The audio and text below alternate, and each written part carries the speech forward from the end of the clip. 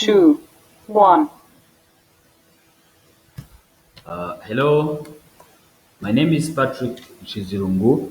I'm a K Plus student, and today I'm working on a project, College for America project in healthcare management. The project is called Government and You. It is mostly about the government, the United States government, policies and uh, government branches. So I will be discussing the four main questions that were asked, but I also have interviewed some people on the street, so I will be incorporating as well those short notes of them. So, starting with the first question, it states that what are the three branches of government in the United States? So, as you can see, I had to record one street interview for this question. Let's hear what this person said. Shall I interview for some questions regarding the US, the government?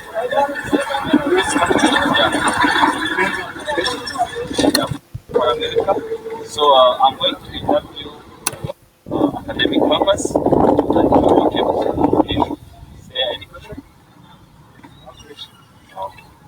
The first question is, what are the three branches of government of the United States? Okay, three branches of the government is branch, is the executive branch, and I don't remember the branch. Okay, it's fine. Uh, Thank you for the answer. The second question is, what does each branch do as of those you just mentioned? Okay, I mentioned the executive branch. Yes? Yeah. This is the branch which executes the law, means the laws that are made by other branches and then by the executive branch. The executive branch is the one which makes the laws. Uh, as you can see, this person started responded to the questions and they mentioned only two branches of the government, which is legislative and judicial. So basically, there are three. There is legislative, judicial, and executive. So one wonders what is the role for each. The legislative is mainly about the creation of the law, consists of the constitution and the creation of the laws. It puts the laws. So the judicial concerns the rights of the population and the use of the laws, while for the executive, it is about the implementation of the laws created by the constitution. So continue down with, if you can see this image shows the constitution, shows the legislative, the executive, and the judicial branch. While for the legislative, it shows the Congress, House of Representatives, Senate. While for the executive, there is president and vice president and other members. While for the judicial, it's about the Supreme Court. Yeah. So moving with for the third question, the states what does each branch do? As we just heard from this interview, the legislative is mainly concerned with the government and the way it enacts legislation, confirms and rejects presidential, and has the authority to declare a war. For the legislative, as it is about the constitution, sometimes they can even oppose the president once the point mentioned is not, yeah, good. Then from there, they base on the data and the main information they might be having to make sure they are concrete.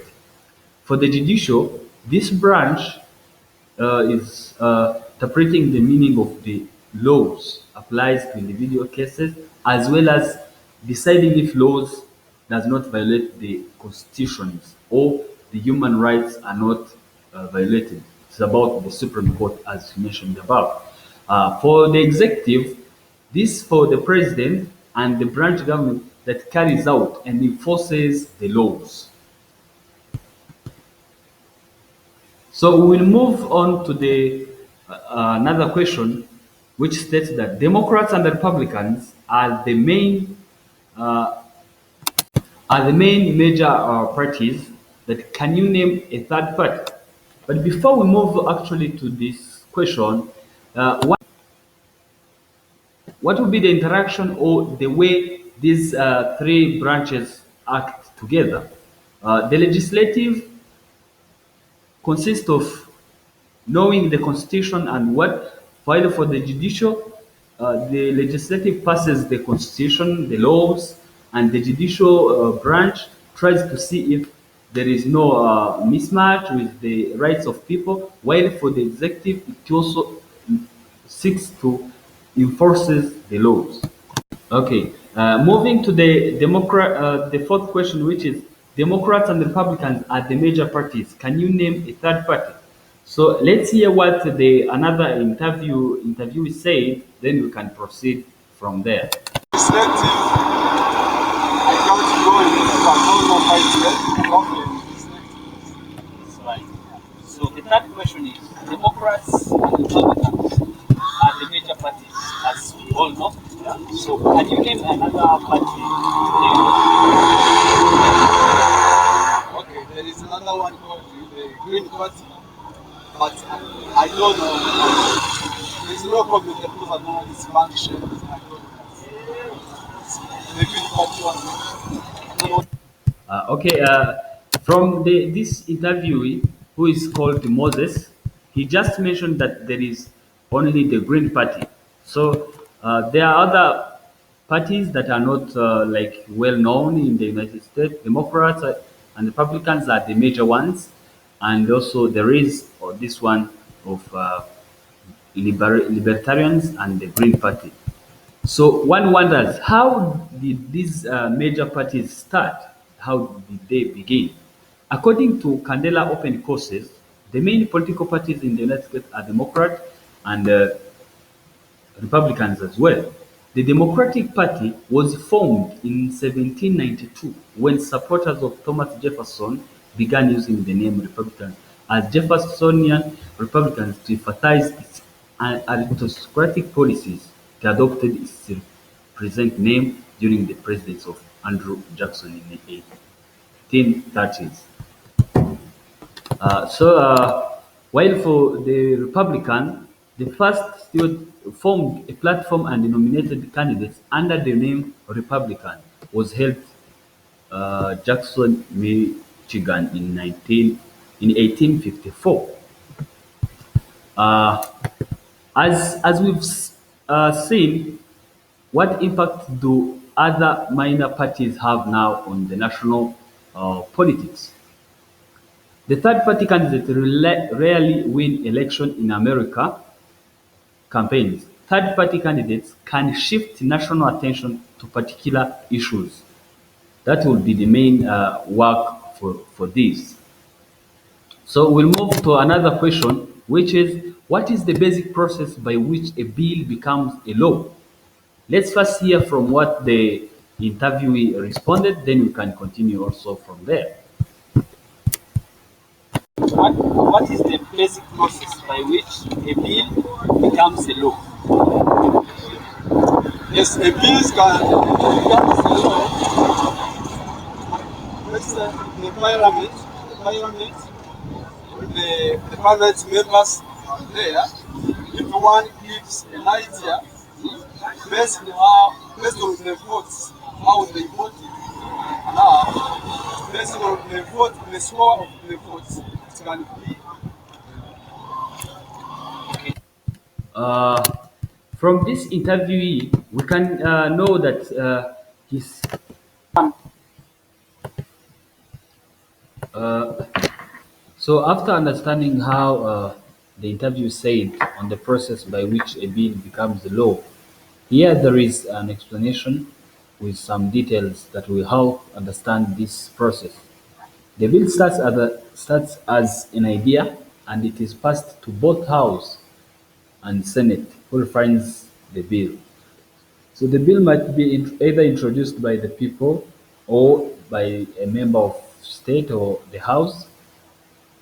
Uh, it must also begin in the house or in the senate and be presented to both house and senate. The bill then is referred to as a committee. So one wonders who sponsors the bill. A sponsor of the bill is the first member of the house or senate who is introduced among the lawmakers to be taken as in consideration. The committee has much work to do on the bill, including preparing meetings, understanding point of views from people, so trying to collect some feedback from the people about the bill. Then also the bill might pass or might fail. So let's see the process by which a bill gets to pass or it fails. Later on, there will be a preparation of meetings. Then both House and Senate will vote for the bill. So there will be the debates about the bill. Then later on, they will conclude whether depending on the votes, then it will go directly to the president. The president has to sign or veto for the bill. If the president denies, then the bill is returned back in the uh, House and the Senate for both House and the Senate. They might vote again for two of the third, or the bill might be the bill might die. That's also there are also a lot of some bills that get denied, then they die as that. So here, this video will continue with the checks and balances. Before we've talked about the three branches of the government, mainly legislative, executive, and judiciary. So one wonders how do those three branches that have power also kind of separate? How do they share the power and also divide the power? The US Constitution outlines the three main branches, namely legislative, executive, and judicial. The executive one is headed by the president. The legislative is made of by Congress, while the judicial is about the Supreme Court. So, as said, all three branches share the power, even though it might be seen as they are separate. This means that each branch can check others' branch action and make a balance of its own actions with relation to the other branches. For example, legislative, which is led by the president,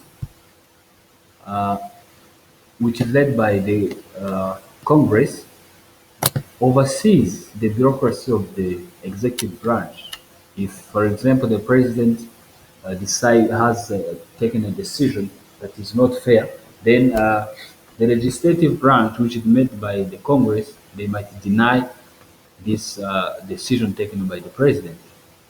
So the president also, on the other side, nominates federal judges, even if the judicial branch can find some unconditional laws that were made by legislative branch. So sometimes, if legislative branch also decide on some laws, then the judicial might see unconditional or unfair laws to the population. Hence, they will need to take a balance of their work, then take into consideration with other branch activity and work, so as to complement each other. Uh, so continuing with, as we've talked about, there are mainly two big parties. So there is also the third party, and one wonders what is the role for this third party in the elections. Even though in the politics of the United States is ruled by two-party system, sometimes the third party has influence on the elections. Since sometimes the party system system obtain the elected option positions, the third party rarely win election but can shift the national attention to particular issues that the elected president needs to solve. This means if there were some issues that were not considered during the elections campaign, so the third party sometimes they point out those. Then the candidates from both big parties, Democrats and Republicans, will start mentioning those in their campaigns. Hence, that is their big influence. Also, the third party can influence election outcomes by taking the votes from one major party to another. This means if there is a candidate trying to get votes from the population, then the third party will consider the plans that a certain candidate is having and is trying to explain to the population. Then the third party will point out their point of views. Then sometimes it might take some portion of votes from one candidate to another, hence leading to the outcomes out of the elections.